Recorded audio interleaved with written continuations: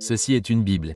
C'est une Bible sainte. C'est une Bible du roi Jacques. Et plus importante encore, pour les besoins de cette conversation, c'est une Bible produite par des non-adventistes.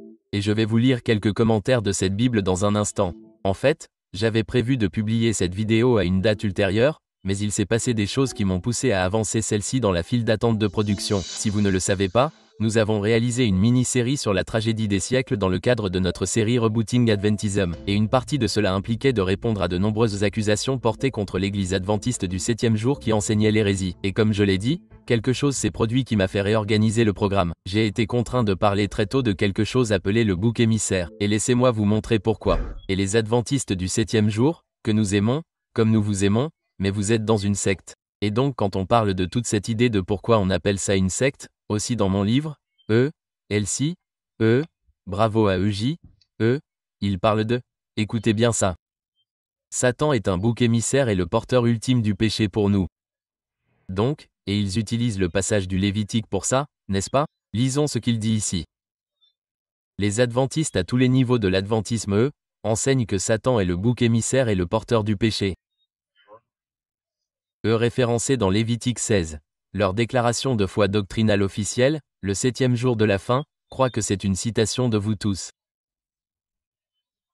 Un examen attentif de Lévitique 16 révèle qu'Azil représente Satan et non le Christ comme certains l'ont pensé. Cette doctrine est étroitement liée au jugement investigatif et est une autre doctrine peu orthodoxe et je dirais hérétique. Donc voilà, le débat sur le bouc émissaire, ou comme j'aime l'appeler maintenant, le débat sur l'épouvantail, et je dis cela respectueusement et sans aucune animosité. Mais l'épouvantail est l'un des moyens par lesquels les gens ont essayé de cultiver la peur. Vous voyez ce que j'ai fait là? Cultiver la peur parmi les gens en leur faisant croire que l'Église adventiste est une secte. Le raisonnement de l'épouvantail existe depuis plus de 70 ans, et vous pouvez le lire dans le livre que j'ai mentionné plus tôt dans la série intitulée Questions sur la doctrine. Au fait, j'espère vraiment que vous les regardez dans l'ordre. Quoi qu'il en soit, l'argument du bouc émissaire se trouve à la page 391 du livre Questions sur la doctrine, et il ressemble à ceci. Les adventistes du 7e jour ne sont-ils pas les seuls à enseigner que le bouc émissaire ou Azel représente Satan? Cette question a été posée maintes et maintes fois. Et je veux que vous gardiez ce mot à l'esprit, seul. Les adventistes sont-ils les seuls à croire cela? Cet argument n'est rien de plus qu'un argument fallacieux.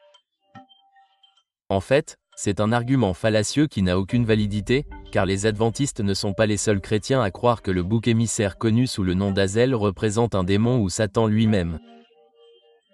Et pour prouver ce point, je vais lire un passage de la Bible que j'ai mentionné il y a un instant, après vous avoir raconté une histoire sur l'artiste gospel Kirk Franklin. Nous étions en 2022, en octobre. Les BET Hip Hop Awards étaient sur le point d'avoir lieu et l'artiste gospel Kurt Franklin a fait une apparition dans une vidéo promotionnelle. Pour certains, c'était le scandale. Et c'est un sujet pour une autre conversation. Mais le vrai scandale a commencé quand c'est arrivé. J'étais implaçable. Maintenant, moi et l'évier comme un grand.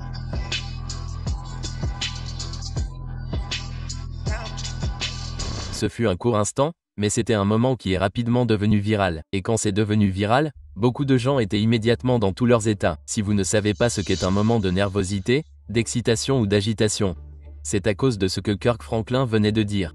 Le lion et l'agneau se prosterneront devant le bouc. C'est exact. Kirk Franklin venait de dire que le lion représentait le Christ, car Jésus est appelé le lion de la tribu de Juda. Et il est aussi appelé l'agneau, car Jésus est l'agneau de Dieu qui enlève le péché du monde. Et il a dit que le lion et l'agneau se prosterneraient devant le bouc. Alors, pourquoi tout le monde était-il si contrarié par ce qu'il a dit? Eh bien, je vais laisser cet article de première.com intitulé « Qu'a dit Kirk Franklin au Hip Hop Awards 20122 ?» Je vais laisser cet article répondre à cette question. Il est écrit « Le chanteur de gospel américain Kirk Franklin a quitté son travail de jour pendant un court instant pour s'essayer au rap. Le lauréat de 16 Grammy Awards a été invité au stand par BET pour leur cérémonie de remise des prix du hip-hop 2022. Il y est allé avec beaucoup d'assurance, déclarant que le Saint-Esprit était le de ses rimes sacrées. Cependant, des milliers de chrétiens à travers le monde ont critiqué sa performance, la qualifiant de blasphème public. La raison pour laquelle ces 16 mesures ont suscité ce débat est que dans l'une des mesures, Kirk Franklin a déclaré « Le lion et l'agneau se prosterneront devant la chèvre ». Dans le jargon hip-hop, GOAT signifie le plus grand de tous les temps. C'est un acronyme souvent utilisé par les rappeurs et les athlètes pour se célébrer eux-mêmes ou leur père. Mais malgré son contexte culturel pour les chrétiens, les barres de Kirk Franklin ne sont pas bibliquement saines. Gardez cela à l'esprit. Dans le christianisme, Jésus est le lion de Juda et il est l'agneau qui a été immolé. Pour en savoir plus, lisez Apocalypse 5/5-6. Sachant cela, de nombreuses personnes ont trouvé totalement offensant que Kirk Franklin suggère que le lion et l'agneau se prosterneraient devant le bouc. Pour de nombreux chrétiens, le bouc symbolise le diable. Dans l'évangile de Matthieu 25/31-46, Jésus raconte une parabole des brebis et des boucs. Dans ce passage, les boucs subissent le jugement éternel et les brebis entrent dans la vie éternelle. Vous voyez ce que je veux dire? Un énervement. Voilà donc l'histoire. Kirk Franklin a partagé sur Instagram que le Saint-Esprit était un autre terme dans le hip-hop pour quelqu'un qui écrit vos paroles à votre place. Autrement dit, il croyait que ses paroles étaient inspirées par le Saint-Esprit. Maintenant, soyons clairs, l'intention de Kirk Franklin n'était pas de dire que Jésus allait adorer Satan. Il essayait de dire que Jésus était le plus grand de tous les temps, mais ce n'est pas comme ça que les chrétiens l'ont compris. Donc, vous pouvez voir que de nombreux chrétiens ont inséré le symbole du lion, de l'agneau et du bouc et ils ont dit « Attendez une minute, Jésus ne va pas se prosterner devant Satan. » Blasphème. Blasphème. Donc, voilà le problème. Cet article montre clairement que les chrétiens croient que le bouc représente Satan. Et les adventistes disent que le bouc représente Satan. Et pourtant, quand les adventistes disent que le bouc représente Satan, tout d'un coup, nous parlons de blasphème et nous sommes sectaires. Je crois fermement qu'une porte a été ouverte ici. Et je vais la franchir.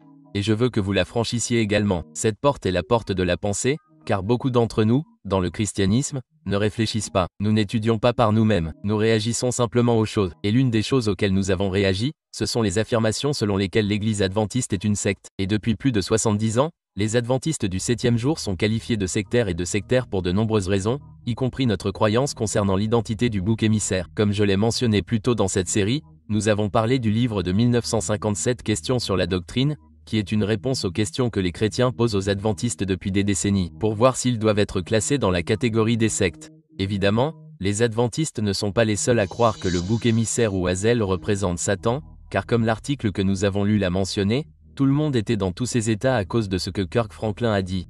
Et pour illustrer ce point, je veux lire les commentaires de cette Bible produite par des non-adventistes.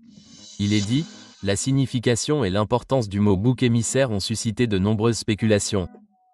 L'hébreu est l'Azel, qui signifie Azel. Alors que certains érudits ont considéré Azazel comme un démon du désert, d'après la littérature juive non biblique, d'autres ont estimé qu'il signifiait destruction totale ou précipice rocheux. Voilà donc une Bible produite par des non-adventistes faisant une référence puissante à Azazel et nous faisant savoir que bien avant qu'il y ait un adventiste et bien avant même qu'il y ait un chrétien, le bouc émissaire ou Azel était considéré comme un démon du désert ou signifiait destruction totale. Et je veux que vous gardiez cela à l'esprit pour le prochain épisode, la destruction totale, parce que je crois que cela représente ces deux choses. Donc, avec cette lecture à l'esprit, nous avons tous une décision à prendre. Si c'est sectaire de croire que le bouc émissaire représente Satan, alors cela doit signifier que la majorité du christianisme est occulte et que nous pouvons tous être dans une secte ensemble. Parce que les milliers de chrétiens qui étaient en émoi et dans tous leurs états à cause de ce que Kirk Franklin a écrit pensent que le bouc émissaire représente Satan. Et les auteurs de cette Bible reconnaissent que ce sujet est au moins sujet à débat. L'autre option est que nous reconnaissions qu'il existe un parti pris clair contre l'Église adventiste du 7e jour, peut-être pour d'autres raisons, et que ce dont nous parlons réellement n'est pas du bouc émissaire, mais de l'épouvantail, ce qui, comme je l'ai déjà dit, est l'argument concernant l'Église adventiste du 7e jour, selon lequel nous enseignons le blasphème, que le bouc émissaire représente Satan, et que si le bouc émissaire représente Satan, alors nous devons enseigner que Satan paye l'expiation ultime pour nos péchés, ce que je peux vous dire catégoriquement que nous ne croyons pas. Cette question a également été posée et a reçu une réponse pendant plus de 70 ans. Ce que vous voyez n'est pas nouveau et vous pouvez le voir posé et répondu dans la question 35 du livre Questions en doctrine qui dit « Quel est l'enseignement réel des adventistes du 7e jour concernant le bouc émissaire dans le service du sanctuaire ? Pensez-vous que les péchés des justes sont retombés sur Satan afin qu'à la fin il devienne votre porteur de péché ? Et nous répondrons à cette question dans le prochain épisode. Alors, n'hésitez pas à vous abonner pour être tenu au courant si vous voulez vraiment des réponses à ce sujet. Mais pour l'instant, restons-en à cette question. Les adventistes sont-ils les seuls à croire que le bouc émissaire représente Satan ? Et pour ce faire, je veux vous montrer quelques éléments supplémentaires avant de conclure la journée, et je vous promets que cela deviendra encore plus clair. Pour comprendre de quoi il s'agit, il nous faut lire quelques versets du Lévitique 16/7, qui dit « Il prendra les deux boucs, et les présentera devant l'Éternel, à l'entrée de la tente d'assignation. Aaron tirera au sort les deux boucs, un sort pour l'Éternel, et un sort pour le bouc émissaire. Aaron amènera le bouc sur lequel est tombé le sort pour l'Éternel, et l'offrira en sacrifice d'expiation.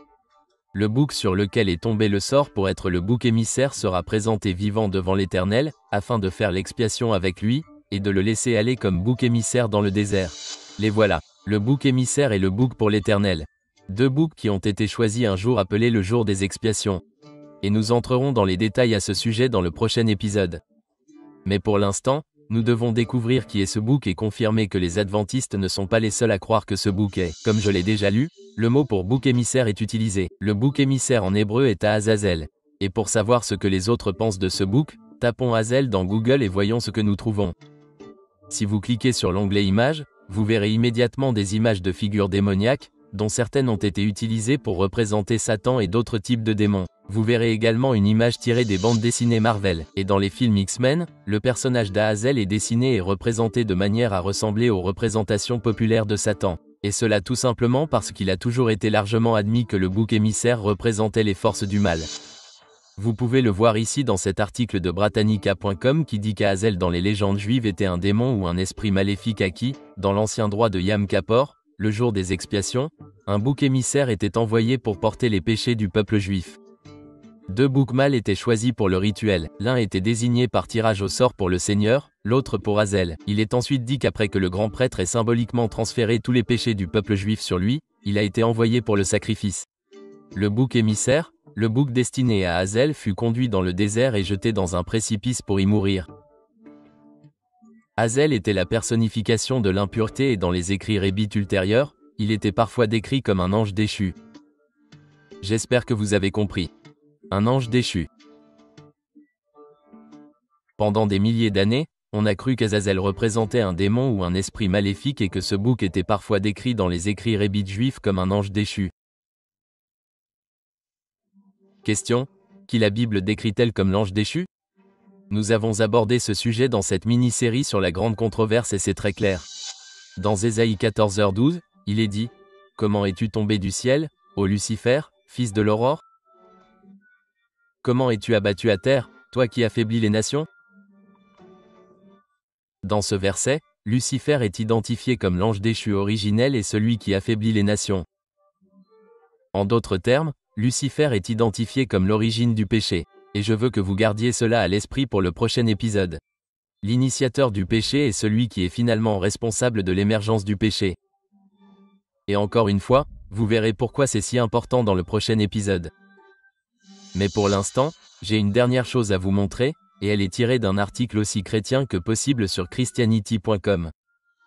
Il est écrit, dans les légendes juives, Azazel est considéré comme un démon ou un esprit maléfique. Au cours de l'ancien rituel de Yom Kippur, un bouc émissaire était envoyé pour porter les péchés du peuple juif. Pour ce rituel, deux boucs étaient choisis.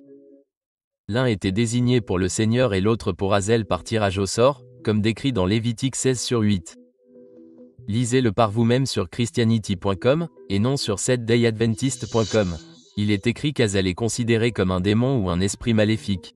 Comme je l'ai dit, cette croyance selon laquelle Azazel est un démon ou un ange déchu est enseignée et crue à l'intérieur et à l'extérieur du christianisme depuis littéralement des milliers d'années. C'est pourquoi tout le monde était dans tous ces états lorsque Kirk Franklin a dit que le lion et l'agneau se prosterneraient devant le bouc. Il pensait qu'il disait que Jésus allait se prosterner devant Satan. Donc, comme je l'ai demandé plus tôt, s'il croit que Satan est le bouc, cela signifie-t-il que d'autres chrétiens sont également dans une secte? Non, ce n'est pas le cas. Il devrait être clair que croire cela signifie que d'autres chrétiens sont également dans une secte? Non, ce n'est pas le cas. Il devrait être clair que croire cela signifie que d'autres chrétiens sont dans une secte. Le bouc émissaire représente Satan, ce n'est pas propre aux adventistes du 7e jour. Il devrait être clair que ce qui se passe réellement ici n'a rien à voir avec le bouc émissaire, mais tout à voir avec l'épouvantail. Tout comme le bouc émissaire, l'épouvantail représente aussi quelque chose. L'épouvantail représente les tentatives de beaucoup d'utiliser des tactiques de peur concernant le bouc émissaire afin de cultiver la peur à l'égard de l'Église adventiste du 7e jour. C'est un argument fallacieux, car cette question a été posée et a reçu une réponse depuis des décennies, et pourtant elle persiste toujours, et je suis presque sûr qu'elle continuera à persister. Mais ce que vous devez faire, C'est simplement réfléchir par vous-même et vous verrez très clairement qu'il ne s'agit pas d'une idée sectaire farfelue de croire que Satan est représenté par le bouc émissaire.